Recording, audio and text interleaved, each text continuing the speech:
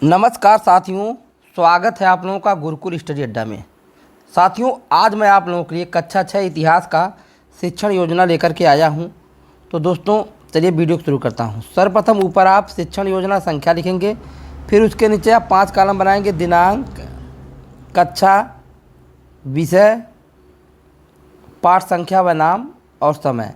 दिनांक के नीचे उस तिथि को अंकित करेंगे जिस तिथि में शिक्षण कार्य कर रहे हैं, जिस कक्षा को पढ़ा रहे हैं कक्षा के नीचे लिख देंगे। विषय के नीचे देखिए आज का विषय इतिहास है। अब पाठ संख्या 2 और पाठ का नाम है पाषाण काल, आखेटक, संग्राहक एवं उत्पादक मानव।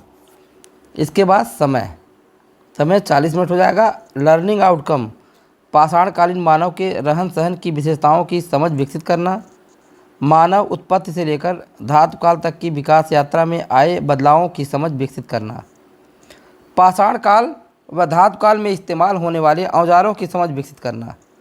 प्रकरण पाषाण काल, आखेटक, संग्राहक एवं उत्पादक मानव। सीखने सिखाने की सहायक सामग्री, चार्ट पेपर, चाक, डस्टर आदि। सीखने सिखाने की प्रक्रियाएं, गतिविधियां। देखिए 3 कॉलम है। क्रम संख्या, अध्यापक क्रिया और छात्र क्रिया। यहाँ देखिए शिक्षण के आरंभ में 5 से 10 मिनट का समय।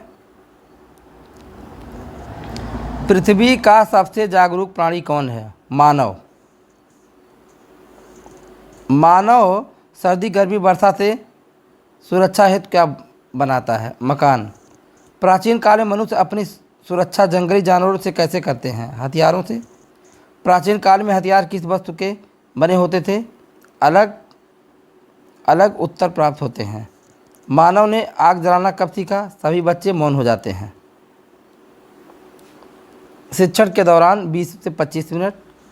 बच्चों, आज हम उन कालों के विषय में अध्ययन करेंगे जिनमें मानव ने आग, खेती, पशुपालन, पहिए, पत्थर व धातु के औजारों की खोज की।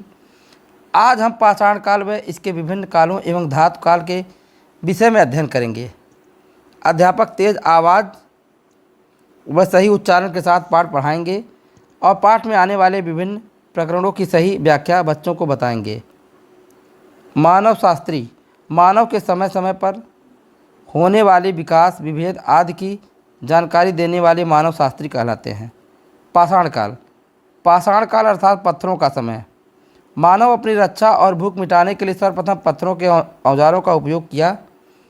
पाषाण युग को 3 भागों में बांटा गया। नंबर 1 पूरा पाषाण काल, नंबर 2 मध्य पाषाण काल, नंबर 3 नव पाषाण काल। पूरा पाषाण काल। पूरा पाषाण काल में मानव खुले आकाश के नीचे नदियों के किनारे रहता था, पत्थर के औजारों से शिकार करता था। इस काल में पत्थर बेडौल एवं भौंडी आकृति वाले थे। इस काल में मानव समूह बनाकर रहते थे, जिसका प्रमाण उत्तर प्रदेश के मिर्ज़ापुर जिले में मिली गुफाएं हैं। इसी काल में मानव ने आग की खोज की। मानव ने आग जलाना कैसे सीखा?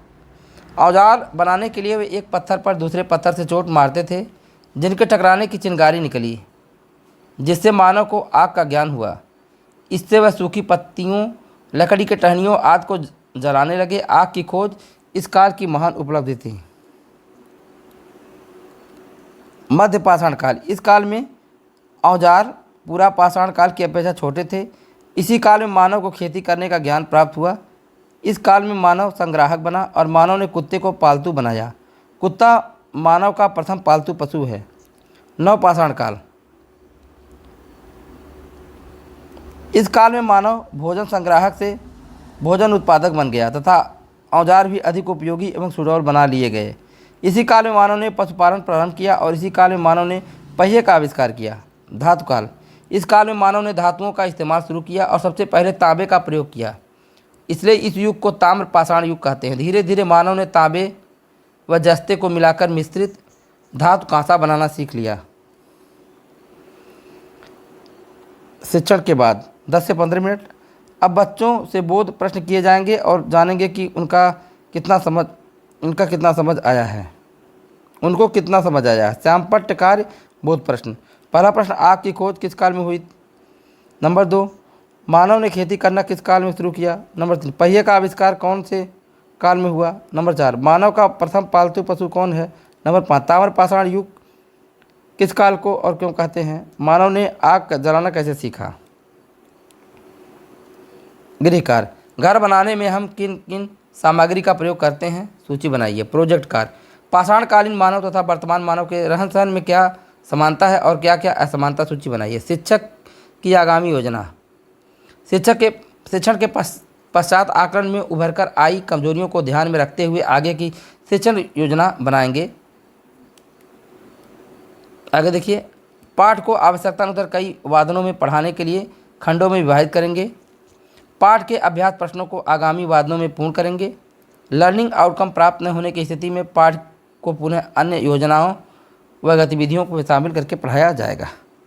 तो इसी के साथ शिक्षण योजना समाप्त हो रही है। डिस्क्रिप्शन में लिंक मिलेगा जहां आपको और शिक्षण योजना देखने को मिल जाएगी। वीडियो पसंद आया तो लाइक शेयर कमेंट करते हुए चैनल को सब्सक्राइब कर लीजिएगा। धन्यवाद।